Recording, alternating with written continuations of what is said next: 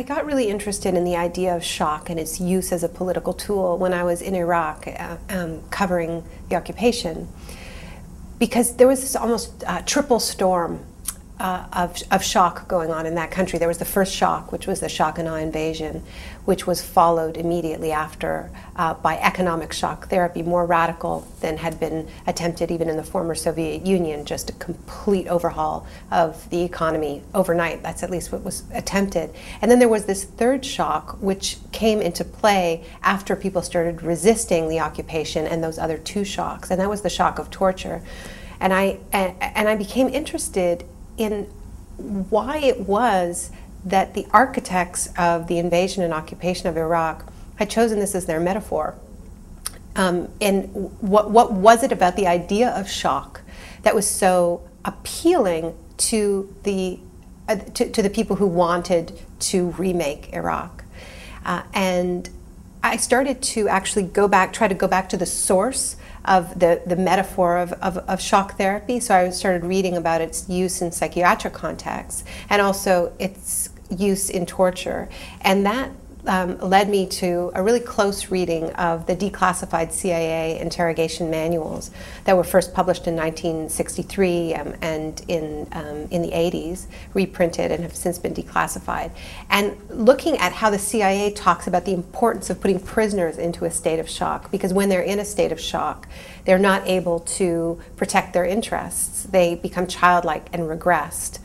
The interrogation manuals are really obsessed with this idea of regression. So I started to think about how that had been applied on a mass scale. The exploitation of crisis and shock has very consciously been used by radical free marketeers. And I start the book quoting Milton Friedman, where something he wrote in 1982, "Only a crisis, real or perceived, produces real change."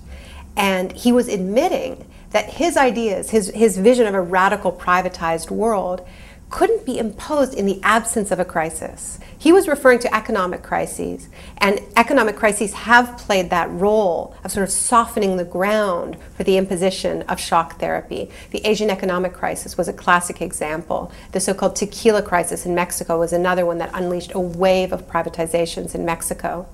But as people become more resistant and more aware of these strategies, and you see these mass mobilizations against the institutions that exploited shock, like the International Monetary Fund, then what starts to happen is the shocks need to get bigger in order for the disorientation to be greater. And that's where you have what I call disaster capitalism. What the Bush administration did after September 11th, when the war on terror was declared, is they essentially launched a new economy. Because the parameters of this economy were extraordinarily wide. This is an endless war, we were told. The enemy could not be reasoned with, there could be no diplomacy, there could be no discussion, there could only be attack, and that it would not end until evil was defeated everywhere, right? So if you think of it as a business plan, it could hardly be more profitable, because basically what you're saying is you've got this new market, it's never going to end, and we have unlimited funds to finance this new market. So unlike a one-off war, what they were building was a permanent new part of the economy, a privatized security state. One other thing Milton Friedman said is that after the crisis hits, the kind of change will depend on the ideas that are lying around. And that's really what the University of Chicago Economics Department was producing all of those years, were ideas that would be lying around when the next crisis hit, being prepared for that crisis. And so it's not a question of we don't need some vast conspiracy to say, that these crises are being deliberately planned and created so that they can be exploited. Now, certainly there are some cases of deliberate shocks that were then exploited. Like the book starts with the coup in Chile, which was obviously a planned attack that put a country into shock, and then was exploited for the sort of first classic case of economic shock therapy. The war in Iraq was, of course, planned as well, and planned to be as shocking as possible, called shock and awe, so that it could be exploited. But I think in most cases, it's not about planning the original shock. It's about being in an acute state of intellectual disaster preparedness, so that when the crisis hits, you're the ones who are ready with the ideas that are lying around. And so that's what happened when the levees broke, is that the Heritage Foundation was ready with their 32 free market solutions for Hurricane Katrina. And the first one was roll back labor standards. The next one was school vouchers instead of public school funding, and on and on. So they were ready to go. And it's easy to be ready when you have the same ideas, no matter what the crisis is. Even though the material in the book is depressing. I mean, it's horrifying to read about all these moments where people were taken advantage of when they couldn't defend themselves, and just the way in which torture and other forms of extreme violence have been used to impose this ideology. I don't find it completely depressing, and I'll tell you why. Before I did this research, I accepted, like most people, a large part of the narrative that the triumph of the free market around the world in the 80s and 90s was a largely peaceful process, and that in fact even though we progressives don't admit that there is no alternative, we lost faith in our alternatives, and we accepted this narrative that there was a great battle of ideas and that we lost that battle.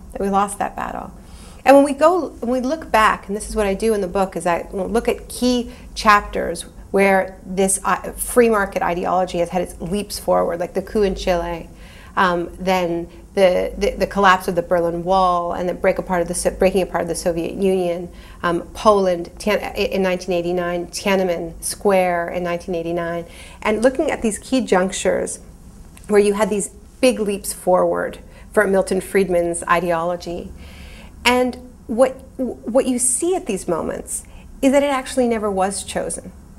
And the fact that we can look and say, okay, well, what did Polish voters vote for in 1989? They voted for a party that was promising not to privatize their state companies, but to turn them into workers' co-ops. And what did South Africans vote for in 1994? They voted for a party that was promising to take the rich resources of that country that was in the hands of a tiny elite and redistribute them. What did Russians want in 1993? Most of them believe that privatization should also be done through worker ownership. And these ideas were blasted out of the way through various forms of shock and violence. But it wasn't that we didn't have the ideas, and it wasn't that we ever consented. It wasn't that we were ever convinced of the rightness. We just succumbed at various points. And I actually think it's quite empowering to realize that we didn't lose this battle of ideas, because I think that a lot of what weakens us on the left is this notion that is repeated again and again that our ideas have tried and failed, that they're discredited. And that, I think, keeps us from having the strength of our conviction in key moments. So that's part of the reason why I wrote the book, to say it wasn't a battle of ideas, it was a real battle. It was a real war with real casualties. So we came up against brutal forces and we lost, but we didn't lose the argument.